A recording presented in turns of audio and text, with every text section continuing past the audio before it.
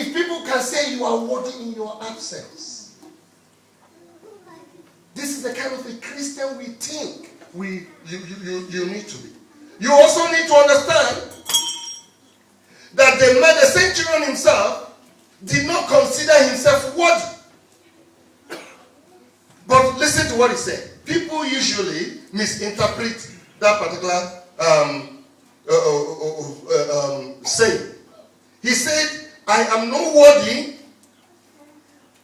for also I'm a man who is under authority, soldiers under me. Go, and he goes, say, come, and he comes. And Jesus said unto him, he said before that, okay, let's look at 6. He said in 6, Jesus went with them, and he was now not far from the house. The children sent friends to him, saying, Lord, trouble not thyself, for I am not worthy that thou shouldest enter under my roof. But say in a word. People say a word. It's not say a word. It's say in a word. There's a difference between say a word and say in a word. I don't know if you can see it. It's on verse 7. It says say in a word. So it says, Jesus, whatever you like, say. Anyhow you want to say it, say it. All I do know, I want to see that healing is in that word. So that by the time it goes there, it will heal my servant. He says, say in a word. He didn't say a word. It wasn't a word. After all, Jesus can say, okay, go, you are healed. But he said, it was particular. He said, say in a word. Can everybody say in a word? Say in a word. And 4, it is so instructive to see how important this servant of the centurion was to the centurion. It was not the son or the daughter or the relation. It was a common servant, an ordinary servant, perhaps a paid servant. Why did the centurion decide that this boy or this girl, whoever is the person, wouldn't die? It's because of the importance that the centurion attaches to the life of that particular, and because of what that servant does. How many of us, you have a servant? I was very happy when I brought my wife overseas in 2003, because back in Nigeria we had over 4 mates. Maid in the morning, maid afternoon, maid at night, 3 drivers, gate men, they're all over the place. She practically doesn't do anything. So I was just praying. I said, what will change this situation? Then I remembered overseas. I said, very good. If she comes here, she'll be able to do everything. And so the moment she came, no more maid. She wakes up in the morning, baths the children, she does school run. By the time she comes back, she's tired. No mate. That is why overseas is good. No mate. You can't have mate. But just imagine that you had a servant who was sick. You could very well say, since I pay him 10,000, if he's tired now, let other people take care. But it wasn't the position here.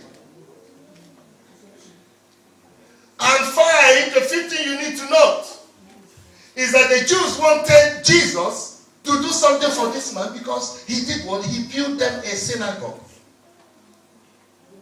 He built them a synagogue. He wasn't a Jew. But he took his money and built them a synagogue. A prayer house for the worship of God, of Israel. Not his idols, and rather he worships. And so what's the significance of that?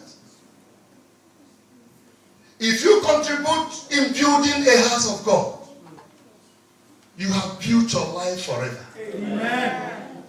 I tell you, it is not men politicizing, it is more men philosophizing. If you contribute to the building of the church, especially those people here, which you can bear witness, when they wanted to build the Mount Zion in Lagos, It was single-handedly Baba Ojuku that wanted to build it. Then the Spirit of God in a message, he got a vision saying, allow people to contribute and you can bring all the money. Because people also wanted to sow into God. As we are looking for a place to move, I want you to also take it as your own responsibility, not the committee.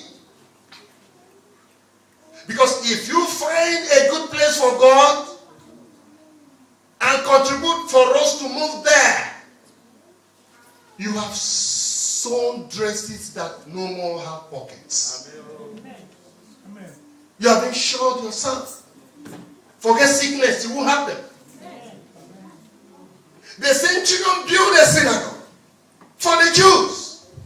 And because of that, the elders went to him, to Jesus, said, no, this man was too nice. He shouldn't die. Let us then go to our main text. We start from verse 11 now. Luke 7:11. If you're there, say, Let's go. And it came to pass the day after, that he went into a city called Nain, and many of his disciples went with him and much people. Now when he came nigh to the gate of the city, behold, there was a dead man carried out, the only son of his mother.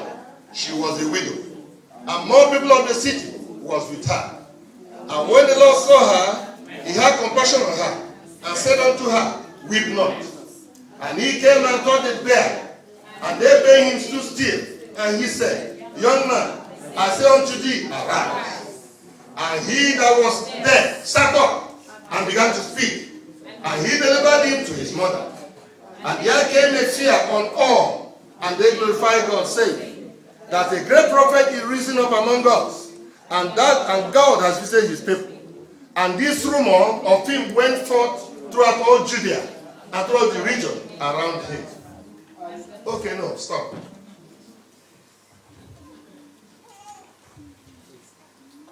At the beginning of verse 7 of chapter 7, we saw somebody who wanted to die. From verse 11, we are seeing somebody who already died. And this miracle was done the next day. According to my searches, Capernaum is very close to Nain, the city of Nain. It's about 21 miles from Capernaum to that city at the time. And it was the next day that Jesus got into this place. I want you to note the following that we have read from that passage. This dead man was carried. So there is no question of whether or not he was dead or not. As people will say, perhaps maybe he wasn't dead. Or that he hasn't died. Maybe he was about to die. Before you are put in that particular bear, you would have died. I will come to that. And what is a bear? It's not an ordinary coffin.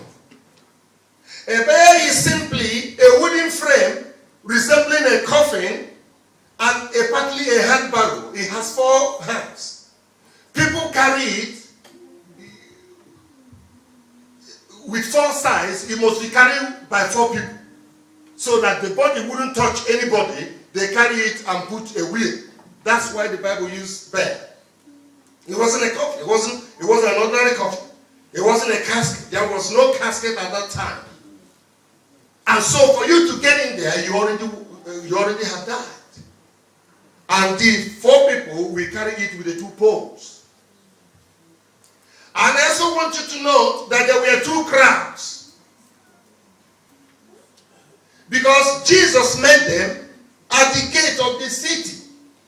So the crowd that came with Jesus from Capernaum and the crowd that came to bury this particular person that died. So there were 2 crowds. And now they met at the gate of the city. Why did they meet at